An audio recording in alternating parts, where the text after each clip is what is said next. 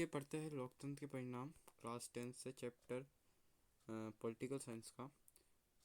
ये अपने जो है पॉलिटिकल साइंस का है और इसको इंग्लिश में बोलते हैं आउटकम्स ऑफ डेमोक्रेसी। हम इसको आज हिंदी में पढ़ने वाले हैं।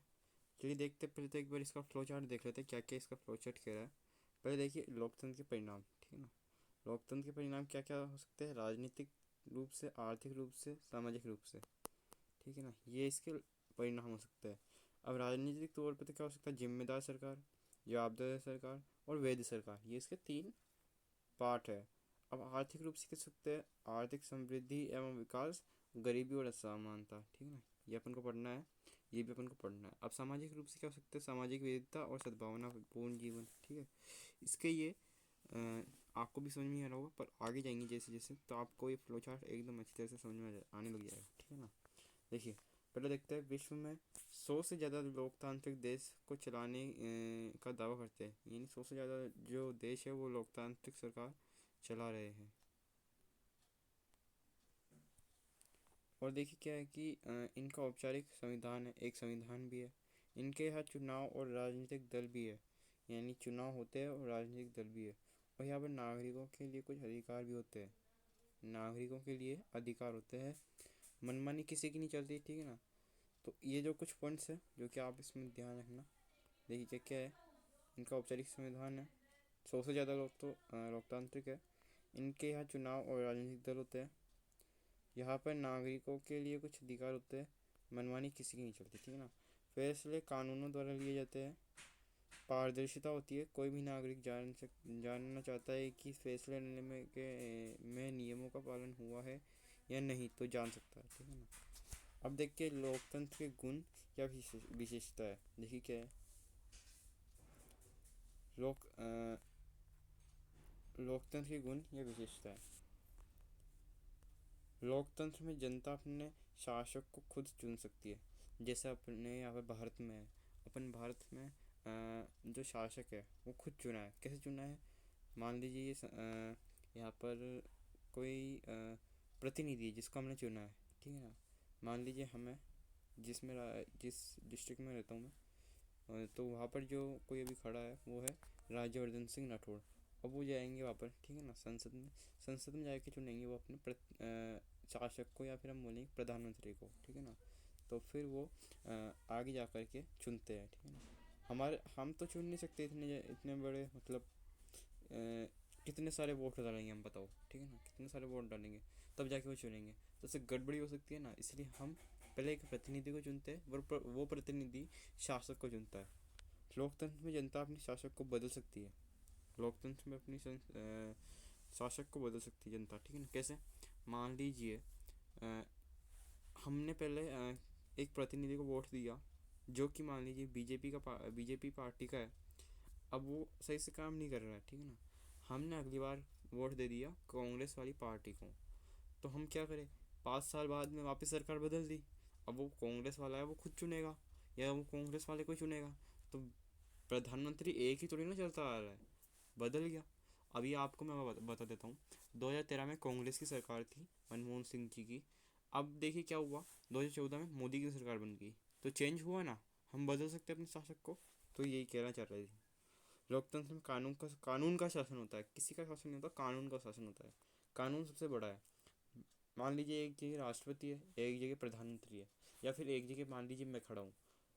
अगर मैंने कोई कानून तोड़ा है या मैंने कोई अपराध करा है, और वही अपराध प्रधानमंत्री जी ने भी करा है, और वही कानून जो तोड़ा है वो राष्ट्रपति जी ने भी तोड़ा है, तो हम तीनों को बराबर सजा होगी। ऐसा नहीं है कि मेरे को तो फांसी पे लटका दिया या फिर उनको फांसी पे नहीं लटकाया। एक समान जो भी है कानून, वो एक समान रहता है सबके लिए। बाकी ये फांसी वाली बात मत लेना दिल पे, कोई किसी को फांसी नहीं होगी। वैसे भी हमारे प्रधानमंत्री कितने अच्छे हैं। मैं किसी का फेवर नहीं कर रहा हूँ, बस मैं अपना ओपिनियन रख रहा हूँ। चलिए आगे चलते हैं। लोकतंत्र में एक व्यक्ति एक वोट एक मोल होता है, ठीक है ना। लोकतंत्र में एक व्यक्ति का एक वोट होता है और एक मोल होता है। अब देखिए फिजी जो है, फिजी या फिर हम बोले फिजी है वो, ठीक है ना। फिजी में क्या है कि भारतीयों का जो वोट है वो आधा है, तो ये गलत बात है। अपन ने 9th में पढ़ा है कि फिजी फिजी में जो है भारतीयों का वोट आधा है, तो ये गलत बात है। अगर मान लीजिए एक आदमी है तो उसका एक ही वोट होना चाहिए और उसका एक ही मोल होना चाहिए, ठीक है ना। अब देखिए मान लीजिए ये मुकेश अंबानी है, वो एक आदमी है, पर इसका वोट की कीमत क्या होगी, 1000 मान लीजिए, ठीक है ना, और उसका मोल क्या हो गया, 1000 हो गया। तो ये गलत है कि नहीं है। मान लीजिए वो एक व्यक्ति है पर उसकी वोट की कीमत 1000 है, तो वो गलत चीज़ है। सही चीज़ क्या है, एक वोट, एक आदमी, एक वोट और एक मोल, ठीक है ना, ये सही चीज़ है। अब आगे बढ़ते हैं हम। लोकतंत्र नागरिकों में समानता के भाव को बढ़ाता है। लोकतंत्र क्या होता है, नागरिकों में समानता के भाव को बढ़ाता है। अब मान लीजिए तमिलनाडु है और हम यहाँ पर रह रहे राजस्थान में या दिल्ली में। अब देखिए क्या है कि तमिलनाडु में जो है वहाँ पर किसी की पार्टी नहीं है, जैसे कांग्रेस कांग्रेस बीजेपी की पार्टी, वहाँ पर कुछ भी नहीं है। वहाँ पर एक अ, प्रांत दल है, ठीक है ना, प्रांतीय दल है, ठीक है ना।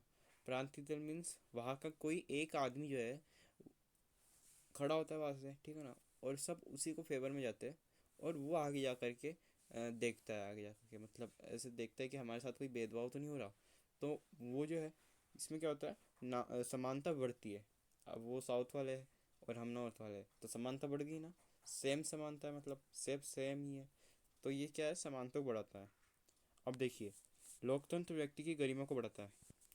गरिमा को कैसे बढ़ाता है, देखिए आगे एक अपने पास ये एक टॉपिक भी है, जैसे कि ये रहा, नागरिकों की गरिमा और आज़ादी को बढ़ाता है।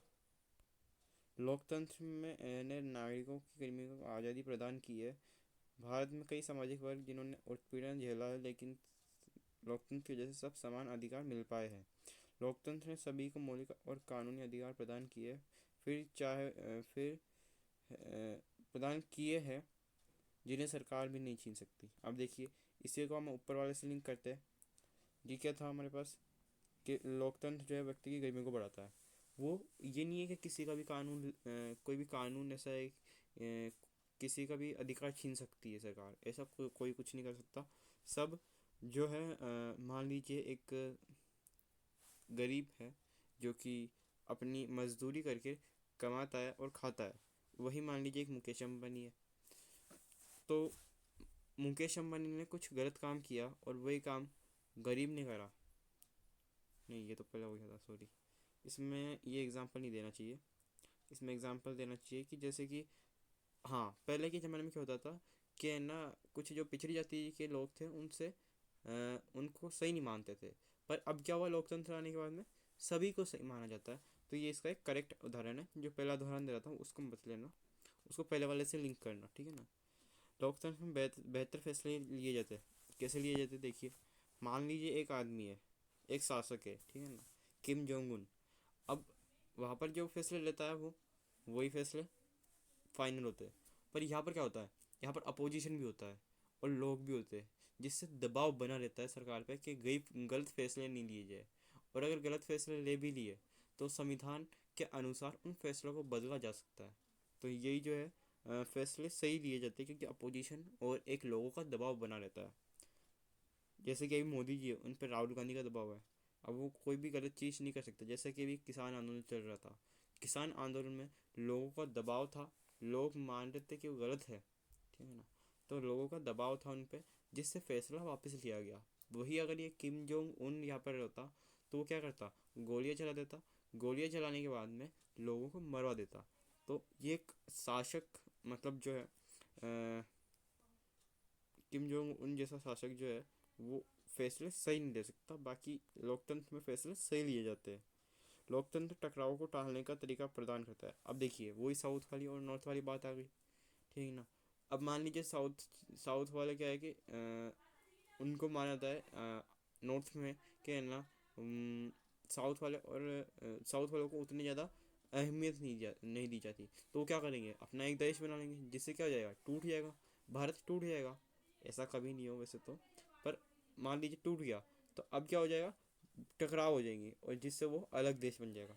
तो अब पर वही अगर लोकतंत्र हुआ तो क्या करेगा, उनका एक प्रतिनिधि है, वो प्रतिनिधि वहाँ पर जाके चुनेगा। तो ये किसकी वजह से हो रहा है, लोकतंत्र की वजह से हो रहा है। लोकतंत्र की वजह से टकराव कम हो रहे हैं। तो ये एक सही चीज़ है। लोकतंत्र में गलतियों को सुधारने की गुंजाइश गुंजाइश होती है, ठीक है ना, गुंजाइश होती है। लोकतंत्र में जो है अपनी गलतियों को सुधारने की गुंजाइश होती है। कैसे होती है देखिए, मान लीजिए एक एक शासक, एक जो है, हमने किसी गलत शासक को चुन लिया। अब वो क्या करेगा, खुद की मनमानी चलाने लग जाएगा। पर वहीं पे अगले बार जब वोट देंगे हम, तो उस शासक को नहीं देंगे, बल्कि किसी और जो दूसरा आदमी है उसको देंगे, ताकि वो सही से काम कर पाए। तो इसमें गलती की सुधारने की गुंजाइश होती है ना। अब अगर वो एक बार शासक बन गया, मान लीजिए किम जोंग उन है, तो उसका बेटा बनेगा, फिर उसके बेटे बनेगा, फिर उसका बेटा बनेगा, तो ऐसे तो फिर सुधार ही नहीं सकता फिर अपनी जो गलती की है जो अपन ने, वो सुधार नहीं सकते, ठीक है ना। अब देखिए क्या है, लोकतंत्र में संविधान होता है जिसमें सरकार के निर्माण और कार्यों पर नियंत्रण रहता है। देखिए क्या होता है कि लोकतंत्र में संविधान होता है, संविधान होता है जिससे सरकार के निर्माण और कार्यों पर नियंत्रण रहता है। अब मान लीजिए सरकार कोई गलत काम कर रही है, मान लीजिए उन्होंने एक कानून बनाया जिसमें क्या था कि कुछ लोगों को है जो सरकारी नौकरी नहीं देनी थी, तो ये कानून क्या था, गलत था। अब वहीं पे अगर संविधान नहीं होगा तो ये तो लग जाएगा। पर अगर जहाँ पर संविधान होगा वहाँ पर क्या होगा, अपोजिशन वाले जो है, ठीक है ना, अपोजिशन वाले जो है वो क्या करेंगे, उसको रोकेंगे। उसको रोकेंगे ना, तो जिससे वो दबाव बनेगा उस पार्टी पे की, ठीक है ना। वो पार्टी समझेगी कि अब हमारा सत्ता जाने वाला है हाथ से, तो वो क्या करेगी, फिर उस कानून को पारित नहीं करेगी। अब देखिए लोकतंत्र में संविधान, अच्छा ठीक है, ये पेज हो चुका है, अब हमारा पेज है सेकंड। तो देखिए जो अपना नेक्स्ट पॉइंट है वो क्या है, अ, लोकतंत्र में नागरिकों की जो अधिकारों की सुरक्षा की गारंटी होती है। यानी मान लीजिए कोई आदमी है, उसके पास उसके अधिकार है, उसके पास अधिकार है कि वो आधार कार्ड बनवा सकता है, वो जा सकता है कि वो लड़ सकता है, मतलब लड़ सकता है मीन्स चुनाव चुनाव लड़ सकता है, ठीक है ना। वो कोर्ट में केस कर सकता है। तो उसकी क्या है, अधिकारों की सुरक्षा की गारंटी होती है। ये गारंटी होती है कि अब तुम्हारे अधिकार किसी कोई हटा नहीं सकता तुम्हारे अधिकारों को, ठीक है ना, ये उसकी सुरक्षा होती है। वही अगर हम तानाशाही में बात करें तो क्या होता है, उसके कोई अधिकारों की कोई सुरक्षा नहीं होती। मान लीजिए आज वो मंत्री है, तो उसके पास अधिकार है कि वो किसी भी आदमी को जेल में बंद कर सकता है, पर क्या पता कल राजा का दिमाग सटका और उस मंत्री को ये कैद करवा दिया, तो ये भी हो सकता है, ठीक है ना। लोकतांत्रिक सरकार उत्तरदायी और जिम्मेवार होती है, ठीक है ना। उत्तरदायी और जिम्मेवार कैसे, उनको उत्तर देना पड़ता है और जिम्मेवार होता है। कैसे होता है देखिए, मान लीजिए अभी अपने भारत में जो है, अपने भारत में जो केंद्र में सरकार है वो है बीजेपी की, और अपोजिशन जो है वो है कांग्रेस, और भी कोई दो तीन पार्टी है, यूपी है, ठीक है ना, एनडीए और यूपी है। तो अब देखिए क्या है कि मान लीजिए कोई मोदी जी जो है कुछ गलत कदम उठाते हैं, तो अब वहाँ पर क्या आएगा, कांग्रेस उछल के आएगी और बोलेगी कि तुमने ये ऐसे कैसे कर दिया, ठीक है ना। उसको क्या बनना है, उसको लोगों की नज़रों में अच्छा बनना है, तो वो पूछेंगे कि आपने ऐसा क्या कर दिया। तो वो अब क्या होगा, मोदी जी क्या है उनको उत्तर देंगे, ठीक है ना। मोदी जी क्या है उनको उत्तर देंगे कि हमने ये किस लिए किया है, क्यों किया है, क्या कारण है, ठीक है ना। वही वो जिम्मेवार होती है। मान लीजिए तानाशाही सरकार है, उसमें क्या है कि आज राजा का मूड हुआ कि आज समाज सेवा कर देते हैं, ठीक है ना, कर दी। अब कल क्या है, कल नहीं करेंगे, कल छोड़ के भाग जाएंगे देश को, तो ये जिम्मेवार खा हुआ। तो लोकतंत्र की सरकार क्या होती है, जिम्मेवार होती है, ठीक है। वही लोकतांत्रिक सरकार क्या होती है, वैध होती है। वैध मतलब मान लीजिए एक तानाशाही सरकार है, वो क्या है, अवैध है। अवैध मीन्स जिसपे कोई कब्जा कर ले, ठीक है ना, अवैध वो होती है। पर लोकतांत्रिक सरकार क्या है, वैध सरकार होती है। अब देखिए लोकतंत्र सरकार उत्तरदायी और जिम्मेदार सरकार कैसे होती है। देखिए लोकतंत्र सरकार उत्तरदायी और जिम्मेवार कैसे होती है। उत्तरदायी सरकार लोकतंत्र की वजह से सरकार उत्तरदायी होती है। ये सरकार लोगों के लिए के प्रति जवाबदेह होती है, क्योंकि ये लोगों के की सरकार है, लोगों द्वारा बनाई गई है तथा लोगों के लिए है। लोगों द्वारा चुने गए प्रतिनिधि लोगों के प्रति उत्तरदायी होते हैं। अगर लोग उनके कामों से खुश नहीं होते तो वो नेता बदल सकते हैं।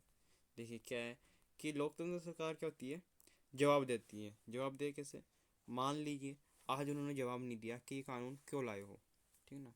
मान लीजिए लोगों ने पूछा आपने ये कानून क्यों लाए हो, अगर वो जवाब नहीं देती है तो वो क्या है, जवाबदेही नहीं है।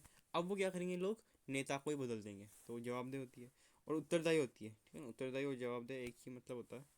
और वो जिम्मेवार सरकार, अब देखिए जिम्मेवार कैसे होती है, जिम्मेदार सरकार कैसे होती है वो, लोकतंत्र सरकार पारदर्शी होती है, यह सरकार ये सरकार पर अच्छे काम करने की जिम्मेदारी होती है, अगर ये ऐसा नहीं करती तो लोग, विपक्ष के लोग इन्हें हटा सकते हैं। अब देखिए क्या है कि जिम्मेदार कैसे होती है, जिम्मेदार ऐसे होती है कि ये मैंने आपको पहले भी बताया था, अभी मैं बता देता हूँ कि क्या है कि अपोजिशन होता है, ठीक है ना, अपोजिशन यानी विपक्ष। अब वो विपक्ष क्या करता है, उनसे सवाल पूछेगा कि आपने ये क्यों नहीं करा।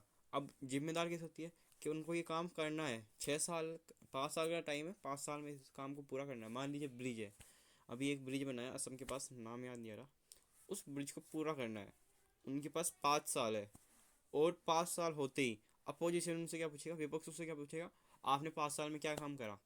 तो उस प्रश्न से बचने के लिए ये जिम्मेदारी से अपना काम करती है, जिससे लोगों को फायदा होता है। और ये लोगों की सरकार होती है, लोगों द्वारा बनाई गई होती है, लोग ही इसके शासक होते हैं, ठीक है। वैध सरकार कैसे होती है, ये सरकार वैध होती है क्योंकि ये सरकार कानूनी प्रक्रिया से बनी होती है, इसलिए लोग इसकी तरफ आकर्षित रहते हैं। अब देखिए वैध सरकार कैसे होती है, मैंने पहले बताया था कि अवैध और वैध, जो कानूनी तौर पर सही हो। अब देखिए ये क्या है कि कानूनी प्रक्रिया से बनी होती है, तो क्या होता है लोग इसकी तरफ आकर्षित होते हैं, इसलिए ये वैध सरकार होती है, ठीक है ना। ये इसका मतलब नहीं है कि ये वैध सरकार की होती है, इसलिए नहीं होती कि इसकी तरफ लोग आकर्षित होती है, इसलिए होती है क्योंकि ये सरकार जो है कानूनी प्रक्रिया से बनी होती है, इसलिए ये वैध सरकार होती है, ठीक है, वैध सरकार होती है ये। अब आगे चलते हैं, लोकतंत्र, लोकतंत्र में आर्थिक समृद्धि और विकास। यदि आर्थिक समृद्धि की बात करें की जाए तो लोकतंत्र सरकार तानाशाही सरकार से आगे है, तानाशाही सरकार आगे है, यानी लोकतंत्र सरकार अगर आर्थिक स्थिति में यहाँ पर है ना, तानाशाह सरकार यहाँ पर है। उसका रीजन बताऊँ क्या है। अब क्या है कि लोकतांत्रिक सरकार सबको साथ लेके चलती है, जबकि तानाशाही सरकार सबको साथ लेके नहीं चलती। अब जब लोकतंत्र सरकार सबको साथ लेके चलती है, गरीबों को भी अमीरों को भी, तो वो क्या है कि आर्थिक स्थिति में थोड़ी सी कमजोर दिखाई दे जाती है, और जबकि तानाशाही सरकार क्या है, आगे बढ़ जाती है। ये इसके थोड़ा सा कोई ड्रॉबैक हम बोल सकते हैं वो है। 1950 से 2000 तक तानाशाही शासन व्यवस्था में आर्थिक समृद्धि बेहतर हुई है, यानी तानाशाही शासन व्यवस्था में 1950 से 2000 तक आर्थिक समृद्धि बेहतर हुई है, यानी आर्थिक जो समृद्धि है वो बढ़ी है, ठीक है ना। परंतु कई ऐसे भी लोकतांत्रिक देश है जो कि तानाशाही सरकार वाले से भाई ज़्यादा आर्थिक समृद्ध है, गारंटी नहीं हाँ ठीक है। पहली बात क्या है कि है ना, कई ऐसी लोकतांत्रिक सरकार भी है जो तानाशाही सरकारों से आर्थिक समृद्ध है, नहीं अधिक आर्थिक समृद्ध है। कैसे है देखिए, यूएसए मान लीजिए आप, यूएसए और एक जगह नॉर्थ कोरिया, ठीक है ना। अब क्या है कि यूएसए तो नॉर्थ कोरिया से तो बड़ा ही है, मतलब आर्थिक समृद्ध है, और ये कहा है ये यहीं पे है, तो कितना डिफरेंस आ गया, ठीक है, इतना डिफरेंस इसमें आ गया। तो अब क्या है, इससे हम ये तो नहीं कह सकते ना कि तानाशाही सरकार जो है हमेशा ही लोकतांत्रिक सरकार से आर्थिक समृद्ध रहेगी, ये तो हम कह ही नहीं सकते, ठीक है। तो ये गारंटी नहीं देती कि है ना आर्थिक समृद्ध पक्का ही होगी है, ठीक है ना। ये जो सरकार है या ये जो देश है ये आर्थिक समृद्ध पक्का ही होगा, तानाशाही सरकार वाला देश ऐसा पक्का कभी नहीं होता, ठीक है ना। असमानता और गरीबी में कमी, आर्थिक असमानता बढ़ रही है। भारत की जनसंख्या का एक बड़ा हिस्सा गरीब है, गरीबों और अमीरों की आय में बहुत ज़्यादा अंतर है। अच्छा अच्छा इसकी जो इसी की जो एक पार्ट है वो देखिए क्या होता है कि असमानता और गरीबी में कमी, ठीक है ना। इसको हम समझते हैं इस बात से कि एक एक अमीर है और एक गरीब है। अब तानाशाही सरकार क्या होती है, जिसमें अमीर अमीर होता जाता है और गरीब गरीब होता जाता है, इसे बोलते हैं तानाशाही सरकार में। इसलिए जो है तानाशाही सरकार ज़्यादा आर्थिक समृद्ध हो जाती है, क्योंकि उसमें क्या है, अमीर को अमीर बढ़ाते बनाते जा रहे, पर वही कुछ लोग हैं जो गरीब होते जा रहे। मान लीजिए ये एक एग्जांपल है सत्ता की साझेदारी का, या फिर इसी चैप्टर मतलब इसी बुक का है। मान लीजिए एक देश में 100 लोग हो गए और एक दूसरे देश में भी 100 लोग हो गए। एक देश में लोगों की आय है 100 रुपये प्रति व्यक्ति, यानी जो प्रति व्यक्ति है 100 रुपये कमाता है। और एक देश में क्या है कि 100 रुपये कमाता है एक व्यक्ति, सॉरी 1000 रुपये कमाता है एक व्यक्ति, बाकी की क्या कमाते हैं 10-10 रुपये कमाते हैं। तो अब बताइए कौन सा ज़्यादा समृद्ध होगा, ये या ये वाला ज़्यादा समृद्ध होगा, क्योंकि यहाँ पर सबको मिल रहा है। ठीक है ना, तो इससे असमानता और गरीबी क्या होती है, कमी होती है। ठीक है ना, मैं आई होप आपको समझा पा रहा हूँ। अब देखिए आगे क्या है, गरीबों और अमीरों की आय में बहुत ज़्यादा अंतर आ जाता है। सामाजिक ये तो है 2 पॉइंट है इसमें। आर्थिक असमानता बढ़ रही है, भारतीय जनसंख्या का एक बड़ा हिस्सा गरीब है। गरीबों और अमीरों की आय में बहुत ज़्यादा अंतर है। ठीक है ना, अब हम देख लेते हैं एक और, सामाजिक विविधताओं में सामंजस्य। देखिए सामाजिक विविधता होती है तो टकराव होना स्वाभाविक है। यानी अगर सामाजिक विविधता है, अपने यहाँ पर कितने सारे धर्म है, हिंदू भी है, मुस्लिम भी है, सिख भी है, ईसाई भी है, तो कितने सारे टकराव होने की स्वाभाविक है, यानी होना ही है टकराव। तो पर उसको कम कैसे कर सकते हैं। अगर देश की सामाजिक विविधता है तो वहाँ लोकतंत्र प्रणाली होनी चाहिए। मान लीजिए अपने भारत जैसे देश में तो लोकतंत्र होना ही चाहिए। बिना लोकतंत्र के ये देश चल ही नहीं पाएगा। लोकतंत्र में लोग विविधता का सम्मान और मतभेदों का समाधान निकालना सीख जाते हैं। ठीक है ना, लोकतंत्र में क्या होता है कि विविधता जो होती है ना, उसका सम्मान करते हैं। ठीक है ना, मान लीजिए मुस्लिम है, वो हिंदू का सम्मान कर रहा है, हिंदू जो है वो मुस्लिम का सम्मान कर रहा है, दोनों भाई हो गए। तो जो विविधता है वो खत्म हो गई और मतभेदों का समाधान भी निकल जाता है। जैसे कि मान लीजिए एक गांव है जो मुस्लिम है, एक गांव है जो हिंदू है, पर वहाँ से मान लीजिए एक ट्रांसपोर्ट होता है, कुछ चीज़ें ट्रांसपोर्ट होती है। तो अब क्या है कि वो उस रास्ते से गुजर रही है, तो वो उस मुस्लिम लोग क्या बोल रहे हैं कि तुम यहाँ से नहीं जा सकते। पर अगर वही लोकतंत्र हो तो क्या वहाँ का जो प्रतिनिधि है वो क्या ऐसा कह सकता है कि तुम यहाँ से मत जाओ। वो कहेगा नहीं नहीं आप भी आओ। तो वो क्या है, लोकतंत्र में जो है समानता बढ़ती है।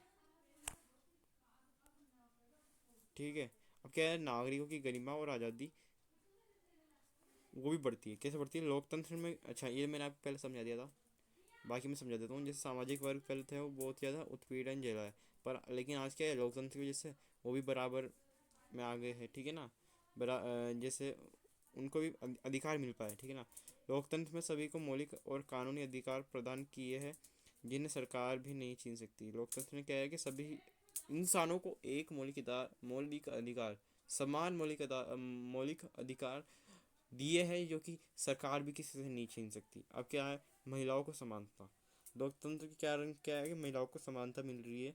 जबकि पहले क्या था, तानाशाह में महिला को पूछते तो बहुत थे। ठीक है ना, मान लीजिए देवी देवता है तो उसमें देवियों को ज़्यादा पूछते थे, सरस्वती माँ, लक्ष्मी माँ। पर क्या था उस टाइम पे औरतों को ज़्यादा छूट नहीं दी जाती थी। पर लोकतंत्र में क्या है, सभी को सही अधिकार मिल रहे हैं, समान अधिकार मिल रहे हैं। जातिगत असमानता भी खत्म हो गई है। ठीक है ना, जैसे लोकतंत्र के कारण जातिगत असमानता खत्म हो गई। आज पिछड़ी जाति और अनुसूचित जाति के लोग भी हर पक्ष में शामिल होने लगे। जैसे कि मायावती है ना, वो एक ऐसी नेता है जो पिछड़ी जातियों पर ज़्यादा ध्यान देती है। तो क्या है, लोकतंत्र की वजह से संभव हो पाया। नहीं तो क्या होता, कोई एक ही बड़ा होता, एक ही राजा होता और वो अपर कास्ट का होता, तो वो क्या करता, लोअर कास्ट को दबा देता। जबकि मायावती ने क्या करा है, लोअर कास्ट को अपर कास्ट बनाने की कोशिश की है, यानी बराबर में लाने की कोशिश की है। तो इससे क्या हो रहा है कि लोग, ये सब किसकी वजह से हो रहा है, लोकतंत्र की वजह से हो रहा है। हाँ, इसी के साथ हमारा चैप्टर ये खत्म होता है। अगले चैप्टर में मिलेंगे पॉलिटिकल साइंस की। तो तब तक के लिए bye bye, thanks for watching, bye bye.